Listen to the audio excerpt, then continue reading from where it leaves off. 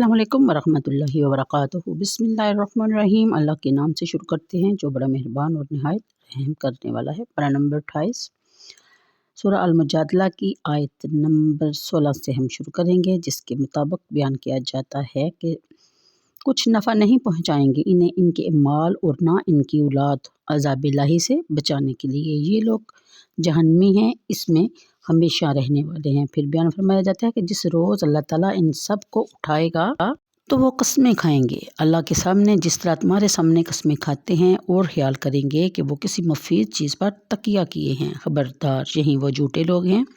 तसल्लत जमा लिया है इन पर शैतान ने, और इसने अल्लाह का ज़िक्र इन्हें फरामोश करवा दिया है। ये लोग शैतान के टोले हैं। खूब सुन लो, शैतान का टोला ही यकीनन नुकसान उठाने वाला है। फिर बयान फरमाया गया, बेशक जो लोग मुखालफत करते हैं अल्लाह और इसके रसूल की, वो जलील तरीन लोगों में शुमार होंगे।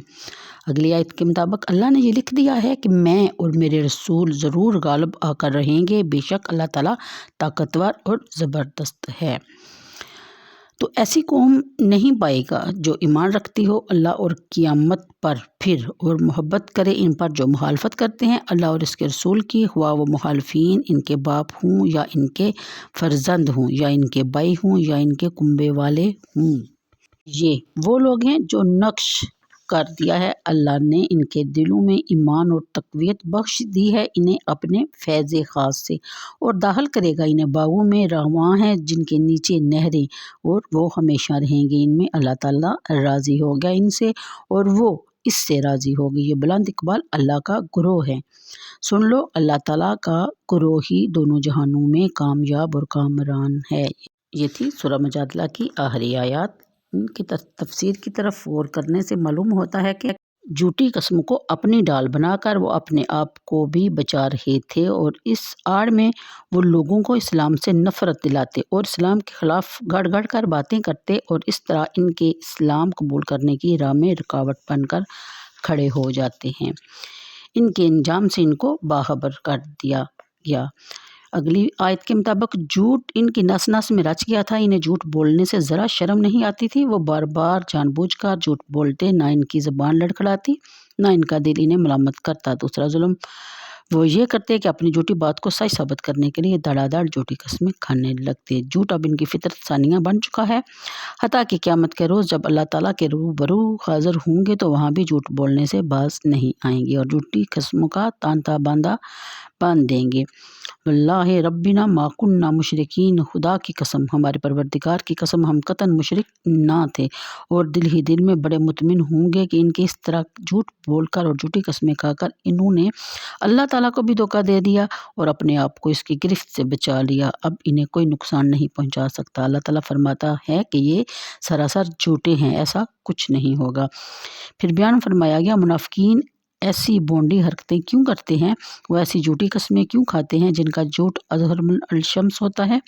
इसके मुतल्लिक़ फरमाया कि इनकी अकल होश पर शैतान ने पूरी तरह काबू कर लिया है। वो खुद सोचने समझने से कासर है। जो पट्टी वो जालिम इन्हें पढ़ाता है और जिस राह पर वो इन्हें चलाता है, आंखें बंद किए हुए हैं, वो इस पर चल खड़े होते हैं।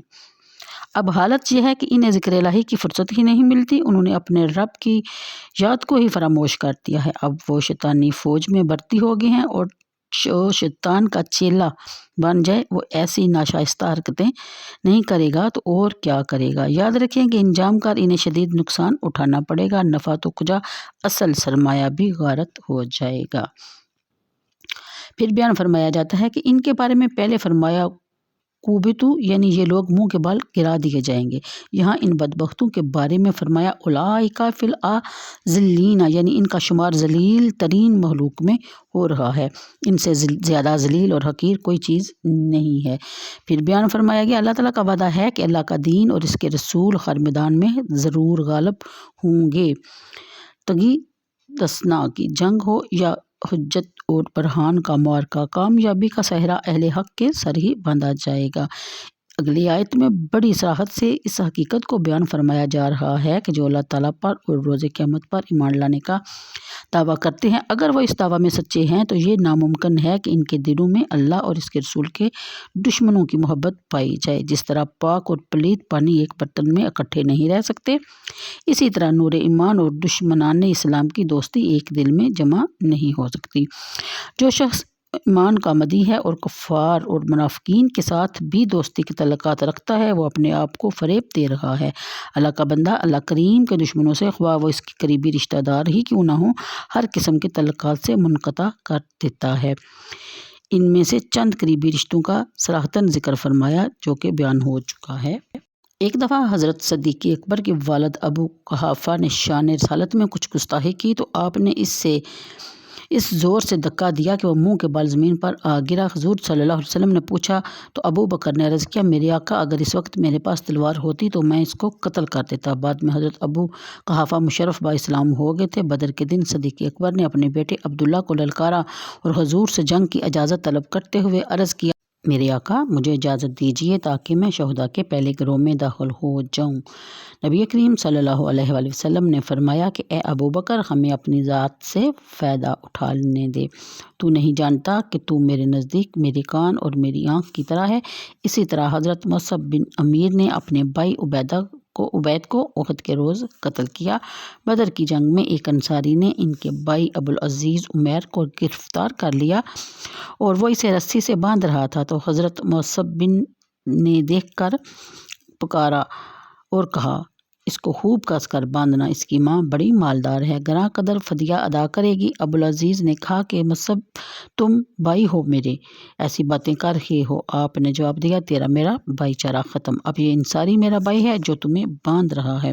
حضرت فاروق اعظم نے اپنے ماموں عاص بن ہشام بن مغیرہ کو قتل کیا اور سیدنا علی، سیدنا حمزہ، سیدنا عبیدہ رضی اللہ تعالیٰ عنہ نے اپنے قریبی رشتہ داروں عتبہ، شیبہ اور ولید کو تحت کیا۔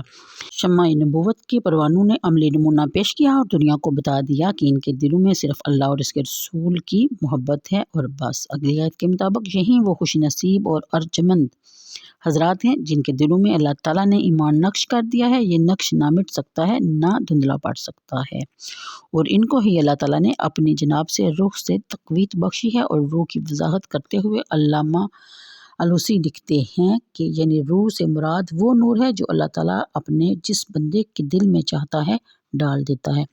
اس نور سے اس کو طمانینت اور تسکین نصیب ہوتی ہے، کیونکہ اس کی وجہ سے پاکیزہ ابدی زندگی نصیب ہوتی ہے، اور اس لیے اسے بطور مجاز روح فرمایا گیا۔ اگلی آیت کے مطابق یہ بھی اللہ تعالیٰ کا اپنے ان بندوں پر بڑا احسان تھا کہ اس نے ان کے لوح قلب پر ایمان نقش کر دیا، اب پھر ان کے دل وہ نور ڈال دیا جس سے ان کو طمانینت اور استقامت نصیب ہوئی۔ اس کی قوت سے عشق کے امتحان میں وہ کامیاب ہوئے۔ اب ان انعامات کا ذکر فرمایا جا رہا ہے جن سے ان وفاشار سرفروشوں کو نوازا جائے گا۔ جنت سنانے کی خوشخبری دی گئی، وہ بلند اقبال اور فروز بخت ہیں کہ اللہ تعالیٰ ان سے راضی ہو گیا اور وہ اپنے اللہ سے راضی ہو گئے۔ اب اس کی حقیقت کو ان خوش نصیبوں کے بغیر کون سمجھ سکتا ہے یا اس کی قدر و منزلت کو پہچان سکتا ہے جس پر عنایت خاص فرمائی گئی۔ آخر میں انہیں یہ خوشخبری بھی سنا دی کہ تم ہمارے ہو اور دنیا آخرت کی کامیابی کا تاج صرف ان کو پہنایا جاتا ہے جو ہمارے ہو جاتے ہیں۔ تو اللہ تعالیٰ ہم سب کو اس پر عمل کرنے کی توفیق عطا فرمائے اور قرآن اور اس کے ترجمہ تفسیر کو سمجھنے کی توفیق عطا فرمائے۔ تو کل انشاءاللہ ملیں گے اگلی صورت کے ساتھ۔ تو آج کے لیے اتنا ہی، مجھے دیجیے اجازت، دعاؤں میں یاد رکھیے گا۔ اللہ حافظ۔